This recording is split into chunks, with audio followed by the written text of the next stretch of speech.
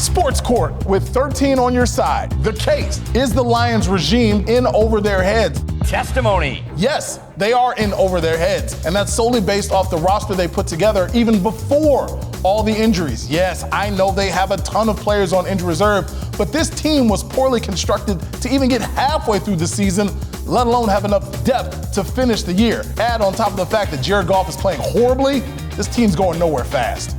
And Jamal, I'll agree with you on that point. The roster is terrible. Absolute garbage right now. But I don't think they're in over their heads right now, and it's all because of Dan Campbell. I really liked what I saw out of him a couple weeks ago. In his press conference after that emotional loss, Dan Campbell was completely distraught about it, even crying. You never saw that kind of emotion out of the last regime. We see that now, and I think his guys are really going to fight for him. And even though the team maybe isn't so good this year, I do think they're going to win at least a game this year, Jamal. I'm sure you could at least agree with that. Yeah, the bar is low. One game. Congratulations, you did not go 0-17. This team at the beginning of the year had enough talent to do a little bit more damage than that.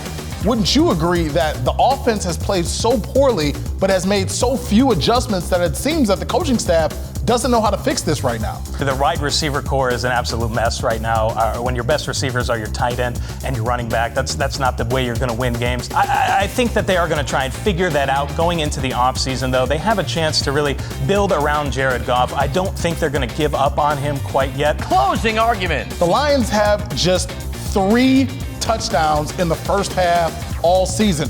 2 of those came in one game. They have not scored a first half touchdown in their last 4 games. This is a problem that the coaching staff seems incapable of solving. I understand the offensive line is hurt. I understand the receivers have issues. And Jared Goff is not playing anywhere close enough to winning football. This coaching staff seems to lack the ability to make a change to figure things out. At this point in time, at 0-6, it looks like they're sinking with the football team. They're just 6 games into this new regime. These guys haven't been in this position before. Dan Campbell, I know, has been an interim coach before, but Brad Holmes has never been at the top of the GM level. Dan Campbell, we're still working on figuring out. I think he has a great coaching staff in place for the long haul. A lot of former players, which I think the players on the team really appreciate. I think if we give him time, he's going to turn things around. I think Ned Belt's wrong, dead wrong. The Lions stink. They're going to stink. The coaches don't know what they're doing. Put that in Sports Court.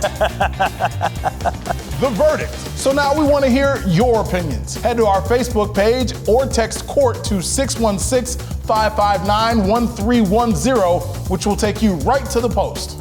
There you can tell us how we were wrong and see an extended comments section from last week where the argument was over high school mercy rules. Jamie starts us off with a little harsh reality. Life doesn't show mercy, sadly. Our kids need to learn to overcome any defeat. Life goes on no matter what. Joshua agreed with Mike's point about injuries.